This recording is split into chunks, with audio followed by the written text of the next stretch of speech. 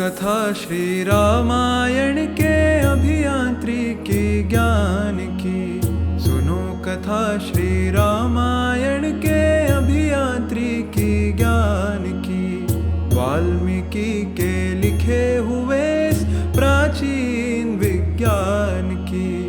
आओ इसको हम पढ़ाएं, विश्व गुरु भारत को बनाएं। रखे सहेज धरोहर को, ज्ञान भी दे संसार को।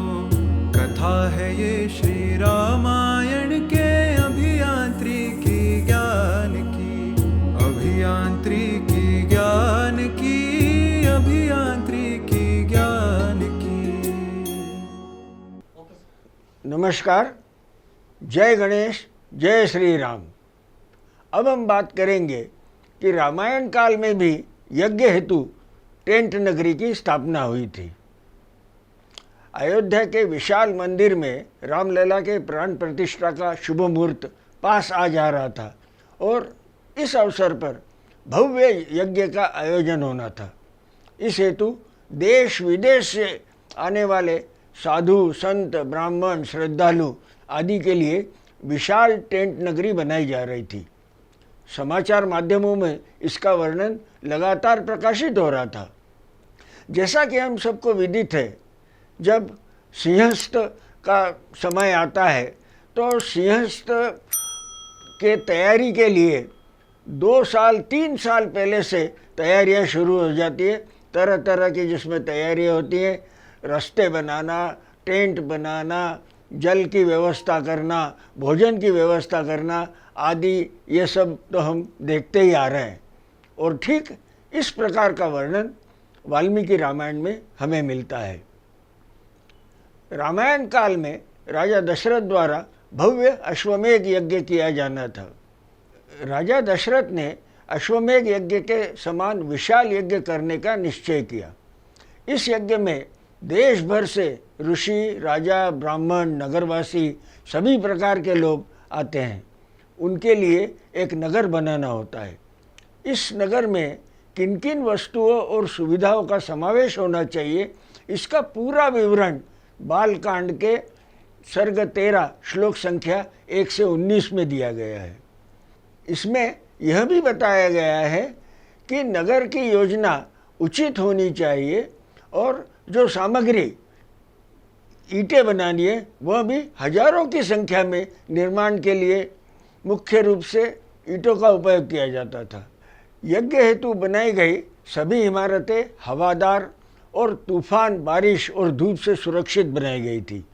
सभी क्षेत्रों के लोगों के लिए तदनुसार इमारतें बनाई गई। राजा के लिए महल बनाए गए। ऋषियों, ब्राह्मणों और नगरवासियों के लिए उनकी आवश्यकता के अनुसार भवनों की व्यवस्था की जाती थी। सैनिकों के लिए बैरक या शयन गृह की व्यवस्था की गई थी। साथ ही भोजन कक्ष की भी व्यवस्था की गई थी। इन सबके निर्माण के लिए आवश्यक जनशक्ति में सभी प्रकार के कुशल कारीगर, बढ़ई, मिट्टी खोदने वाले शामिल थे। इन सभी श्रमिकों के साथ सम्मानपूर्वक व्यवहार किया गया। उन्हें वेतन के रूप में अथवा सम्मान राशि के रूप में दी जाने वाली धनराशि देकर सम्मानित किया जाता था। इन सभी श्रमिकों के पास अपने बुजुर्ग रिश्तेदारों और बच्चों को रखने के लिए झूलाघर की भी व्यवस्थाएं थी।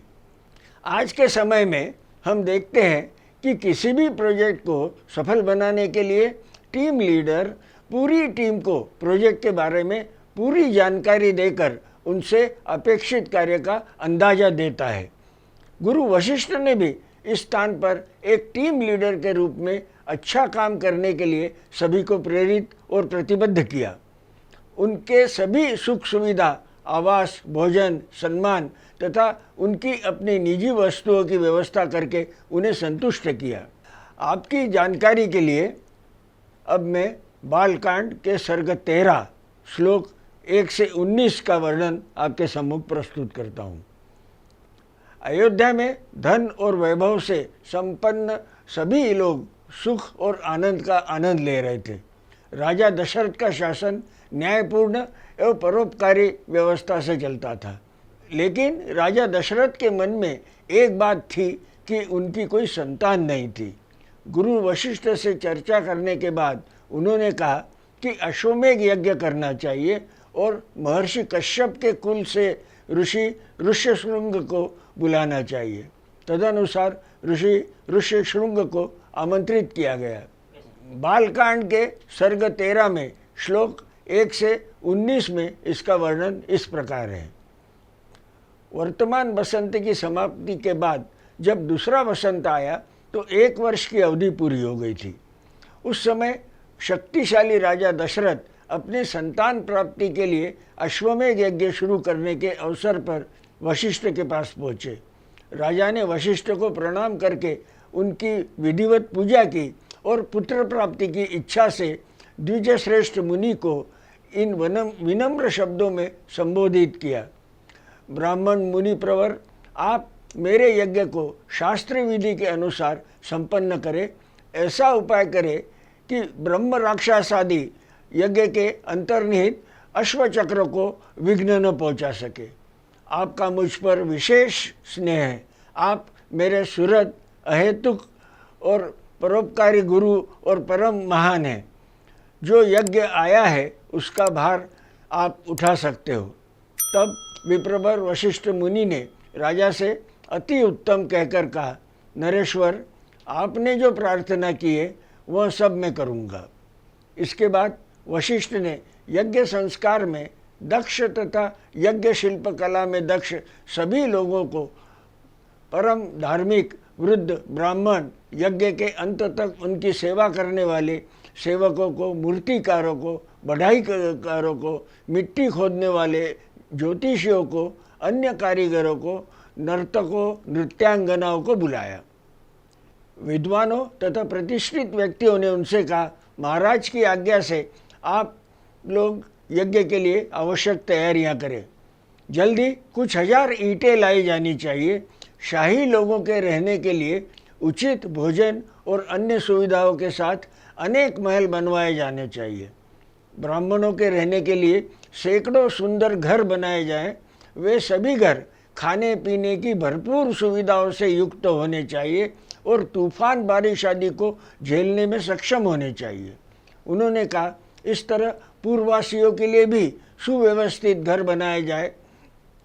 दूर दूर से आने वाले भूपालों के लिए अलग अलग महल बनाया जाना चाहिए।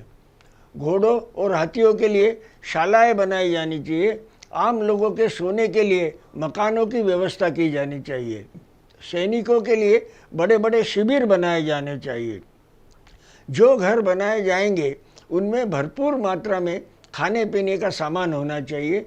इससे सभी वांछित खाद्य पदार्थ आसानी से उपलब्ध होने चाहिए और शहरवासियों को सबसे स्वादिष्ट भोजन दिया जाना चाहिए। वह भी उचित सम्मान के साथ दिया जाना चाहिए, न कि अवमानना के साथ। ऐसी व्यवस्था होनी चाहिए जिससे सभी जाति के लोग सम्मानित हो। काम और क्रोध से वशीभूत होकर किसी का अपमान नहीं करना चाहिए। जो शिल्पी यज्ञ कर्म की आवश्यक तैयारियों में लगे हैं, उनका छोटे बड़े सभी का ध्यान रखते हुए विशेष सम्मान करना चाहिए। जिन नौकरों या कारीगरों को धन और भोजन आदि से सम्मानित किया जाता है, वे सभी लगन से काम करते हैं। इनके द्वारा किया गया सभी कार्य अच्छे से अच्छा होता है, उसका कोई काम नहीं बिगड़ता। इसलिए तुम सब प्रसन्न होकर ऐसा ही करो। तब उन सभी ने वशिष्ठ से कहा, आपकी इच्छा के अनुसार इसकी हर तरह से उत्तम व्यवस्था की जाएगी। इसमें कुछ भी गलत नहीं हो सकता। जैसा आपने कहा है हम वैसा ही करेंगे, कोई त्रुटि नहीं होने दी जाएगी। यज्ञ करने के लिए निर्मित यज्ञशाला का यह विस्तृत विवरण 14वें सर्ग में दिया गया है, श्लोक 22 से 29 में। जब यूप को खड़ा करने का समय आया, यूप मतलब आज की भाषा में जिन्हें हम कॉलम कहते हैं, जब यूप को खड़ा करने का समय आया तो बेला की लकड़ी के 6 यूप को खड़ा कर दिया गया। एक समान रूप से खेरा की लकड़ी के यूप थे और समान रूप से बिल्व निर्मित यूप के साथ साथ पलाश के यूप भी खड़े किए गए थे। अश्वमेध यज्ञ में बेहद की एक यूप का विधान है।